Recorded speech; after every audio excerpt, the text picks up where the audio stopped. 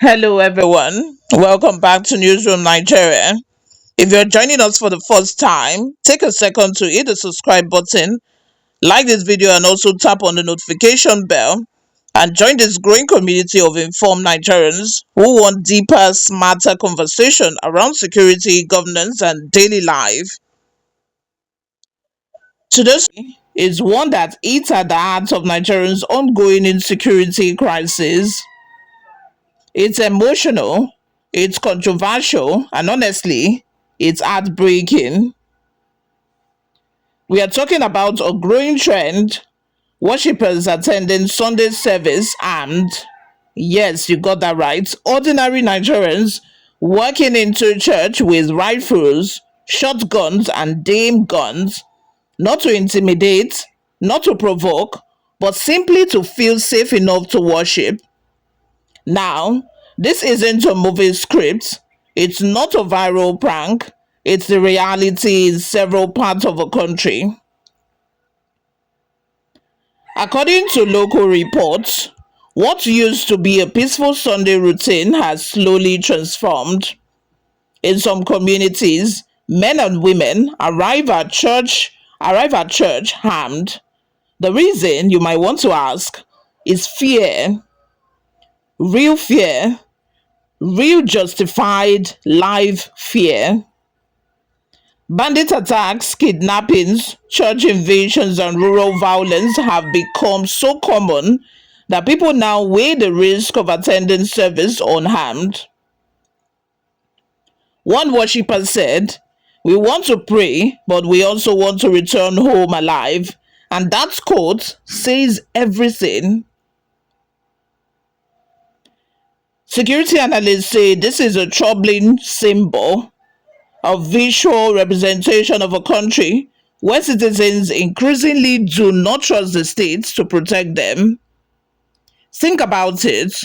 Churches, historically sanctuaries of peace, reflection, reflection, and community, have now become guided zones, not by trained police, not by military personnel, but by regular people who feel abandoned.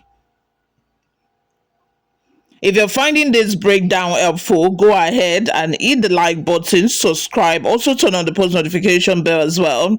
It helps boost the video so more people can be part of this conversation. Let's talk about the argument from Nigerians who say citizens should have a right to protect themselves, especially in rural areas constantly under attack. One is that the state is overwhelmed. Many communities feel government security forces are stretched too thin. If the police can't get here, what do you expect us to do? That's a common question. Supporters argue that citizens should not be turned into helpless victims, especially when bandits and terrorists are heavily armed. Self-defense is a basic human right. Some locals believe that if criminals know communities are capable of defending themselves, attack might reduce. In several countries facing rural insurgency, trained civil defense units exist to support policing efforts. So the argument isn't necessarily about chaos or lawlessness, it's about survival. It's about closing the security gap where people feel the government has left them exposed. But on the other hand, many Nigerians, including security experts, warn that encouraging armed citizens can create new dangers. Let's look at their concerns one by one. There is a risk of escalation. More guns in public spaces can lead to more violence, not less. Handling firearms requires skill. Panic firing inside a crowded church can be disastrous. There is also the possibility of accidents. Weapons can misfire, children can gain access, Mistaken identity shootings can happen. Guns can be stolen or diverted into crime networks. There is the impact on worship atmosphere as well. Churches may begin to feel like military zones rather than spiritual sanctuaries. So the critics say yes, insecurity is terrible, but the long term solution is strengthening institutions, not arming congregations.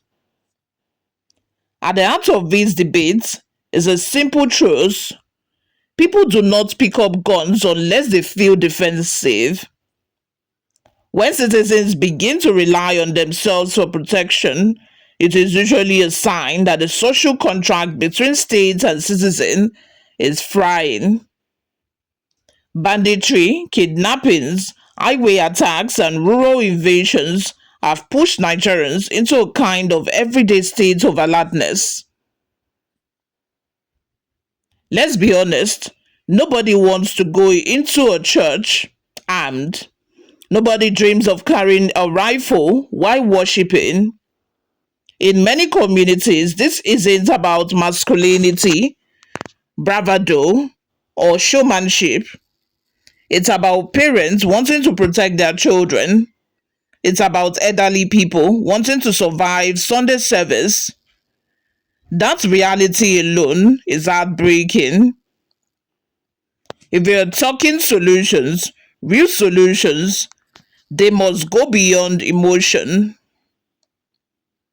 Not vigilantes, but properly regulated, trained, and supervised community defense units. Some communities say when they call for help, nobody comes for hours. Bandits operate because they have information advantages. Communities need channels to report suspicious movements safely. A collaborative security approach where citizens support authorities legally, not independently. Nigeria needs clarity. What is allowed? What isn't? What does self defense legally mean in a nation facing asymmetric warfare? So, should citizens be allowed to defend themselves? Should the government arm communities? Or is that path to even more chaos? The truth is, there is no easy answers. What we know for sure is this: Nigerians deserve to worship without fear. Churches should not resemble war zones, and no nation should push its citizens into self protection as a survival strategy. The conversation needs depth, empathy, and honesty, not politics. If you stay till the end, you're exactly the kind of viewer this channel is built for. Don't forget to like, subscribe, and share this video. Drop your thoughts on the comment section as well. What do you think about worshippers walking into church armed?